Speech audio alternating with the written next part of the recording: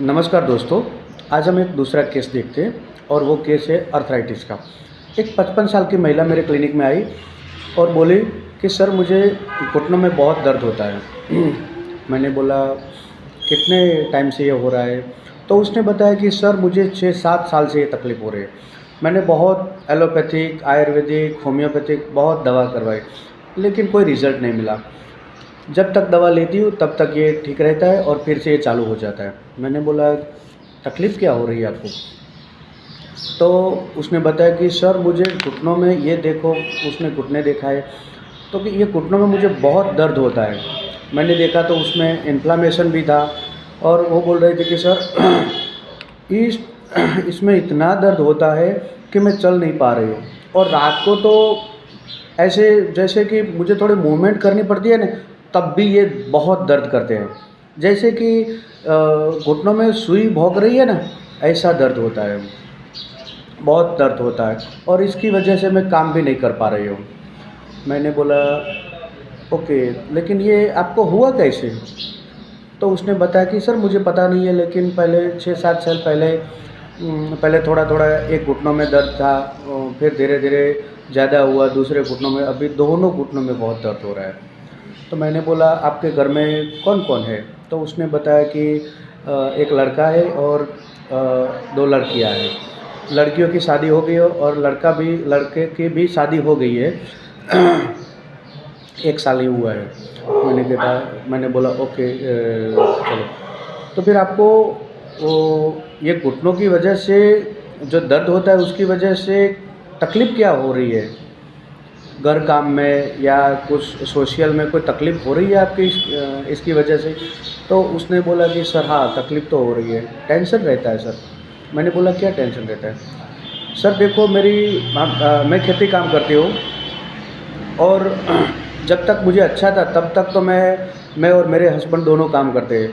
लेकिन अभी मेरे हस्बैंड की भी थोड़ी एज है तो वो ज़्यादा काम नहीं कर पा रहे।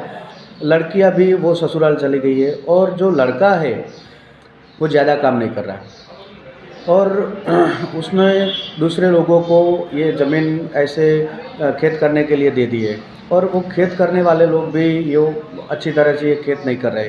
तो मुझे ये टेंशन रहता है कि ये ऐसे ही करेगा तो मेरे बच्चे का क्या होगा? वो काम इतना अच्छी तरह से नहीं कर रहा है, तो मुझे बच्चों की चिंता हो रही है। फिर ये जो खेती की ज़मीन थी वो उसने दूसरों को ऐसे लीज़ पे दी है, तो वो भी अच्छे से काम नहीं कर रहे। तो ऐसे ही काम करेंगे तो हमारी जो ज़मीन है खेती की वो तो बंजर बन जाएगी, उसमें ज़्यादा खेती नहीं हो पाएगी। 2-3 साल के बाद ये बंजर बन जाएगी। तो मुझे ये टेंशन रहता है। और फिर आप घर काम कैसे करते हैं? सर घर काम तो मैं थोड़ा-थोड़ा ऐसे उलट-डोलक करके काम कर लेती हूँ और उसके साथ उसकी रिलेटिव भी थी। मैंने बताया कि उसका स्वभाव कैसा है? तो उसने बताया कि सर बहुत चिड़-चिड़ करती है। जब घर में कोई काम ऐसे कोई पड़ा है और नहीं किया तो उसका स्वभाव चिड़चिड़ा हो जाता है। वो बोलती है ये नहीं किया, वो नहीं किया, ऐसे करते हो, वैसे करते हो। ओके, तो उसको सब घर में साफ़-सुथरा चाहिए और साफ़-सुथरा रहता है तो वो अच्छा फ़ीलिंग करती है और नहीं हुआ, काम नहीं हुआ तो वो बहुत चिड़चिड़ हो जाती है। ओके, मैंने उसको बताया कि आपको जो दर्द है वो ज़्यादा कब होता है? तो सर दर्द तो रहता ही लेकिन रात को ज़्यादा रहता है। ओके, घुटने देखे तो उसमें सूजन थी और उसमें वो बोल रहे थे कि सुई भोंकने जैसी पेन होती थी और इसी तरह ये इतना ही केस था। तो अब देखते हैं इसमें मैंने कौन सी दवाई दी। पहले बता दूं कि मैंने इस केस में नक्सवामी का दवाई दी थी, 200 डोज में दिया था। 15-15 मिनट पे 3 डोज दिया था। उसमें पहला मैंने रूब्रिक लिया था माइंड एंग्जाइटी बिजनेस अबाउट।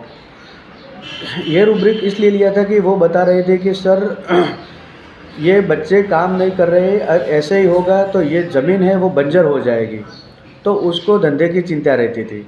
दूसरा रूब्रिक लिया था मैंने माइंड फास्टिडियस, उसको घर में सब साफ़ सुथरा चाहिए, इसलिए ये रूब्रिक लिया था।